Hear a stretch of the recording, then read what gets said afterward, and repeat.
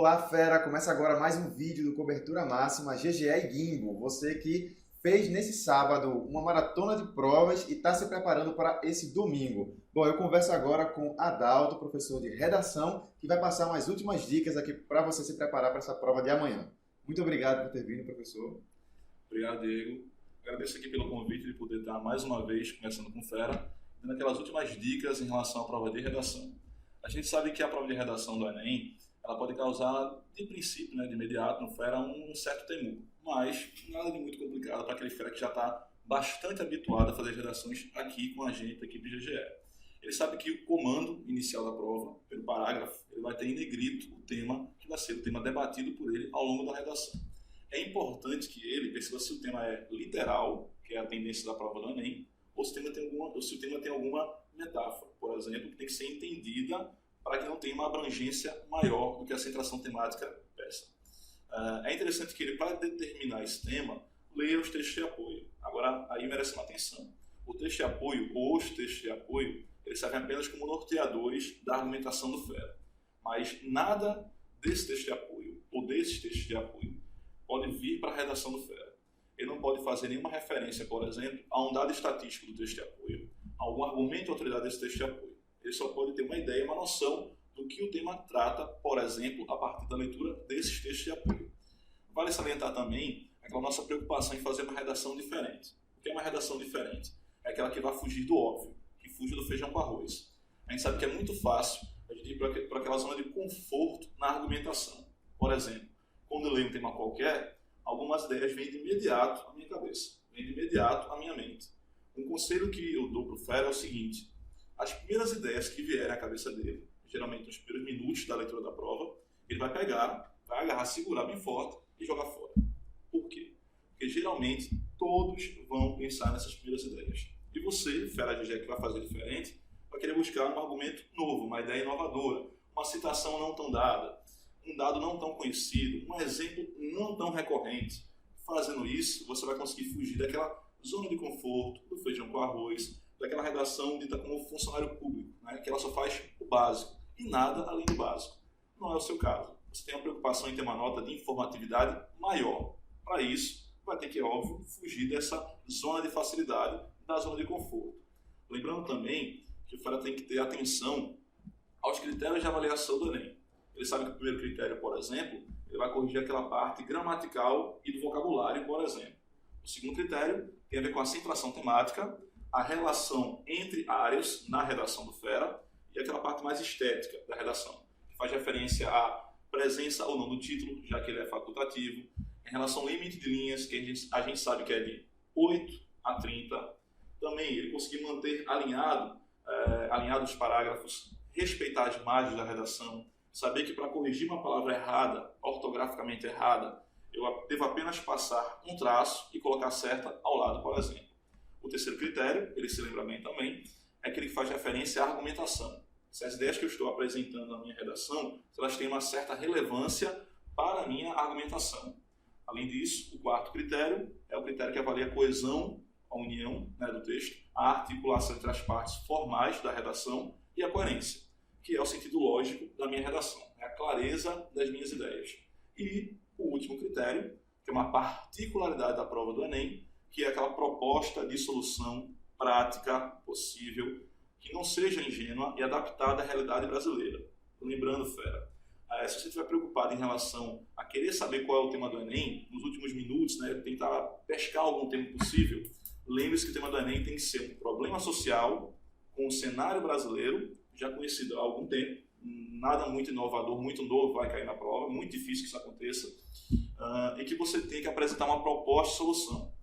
O pessoal do NEP pede que o Fera seja uma espécie de um sociólogo na redação dele. Que ele apresente a problemática, apresente as causas dessa problemática e tente dar algumas soluções para sanar esse tipo de problema. Tá? E se por acaso o Fera errar muito, se confundir na hora de passar do rascunho para a folha de respostas? Pronto. Essa necessidade, por exemplo, de ele ter um rascunho. Alguns feras têm, às vezes, a vontade de dispensar o rascunho para ganharem tempo na produção do texto e baixam uma espécie de um espírito de Chico Xavier dele. Ele quer fazer aquela psicografia, Ele vai lá fechar os olhos e escrever a redação aleatoriamente. O Fera GG sabe muito bem que não pode fazer isso, e ele não vai fazer isso. Em várias aulas a gente destaca a importância do rascunho. Né? Você não vai ser uma Clarice Lispector e escrever pelo fluxo da consciência direto, imediatamente. Não. Você vai fazer um planejamento, no rascunho você vai topicalizar, depois fazer o passo a passo de introdução, desenvolvimento, conclusão e selecionando informações relevantes para a sua parte definitiva.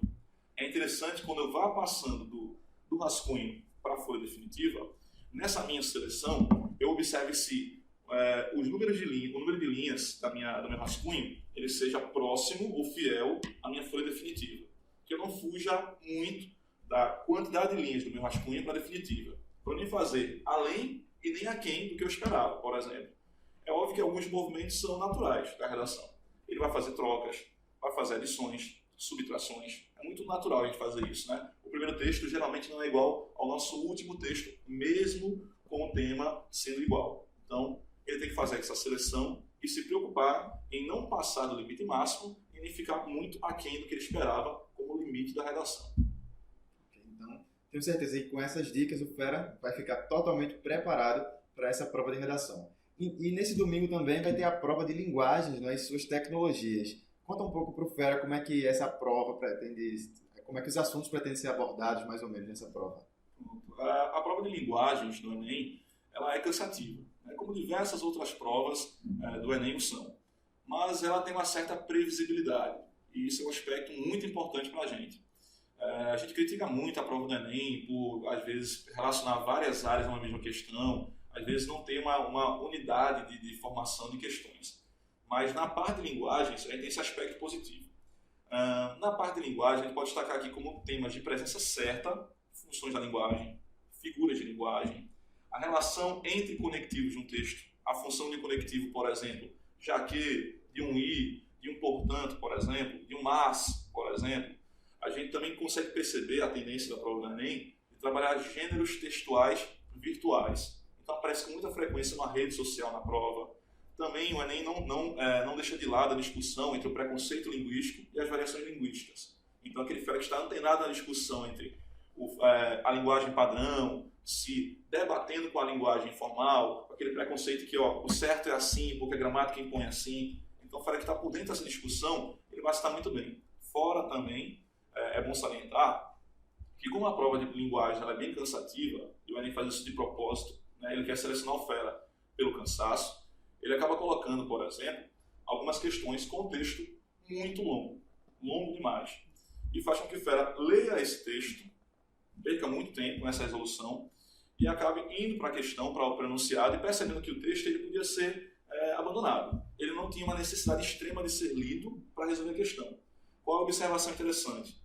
Quando você pegar uma questão, qualquer questão na prova de linguagem, primeiro leia o enunciado, depois leia o texto, se for o caso.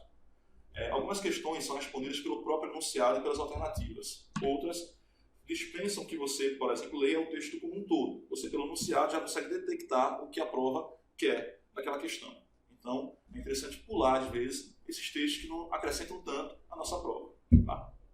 Muito obrigado, professor. E Fera, as dicas que você usou para fazer as provas de hoje também servem para de amanhã. Chegue cedo, leve a sua caneta, água, cuidado com o trânsito, horário de verão, enfim. Fique realmente preparado e boa sorte. Até a próxima. Boa sorte.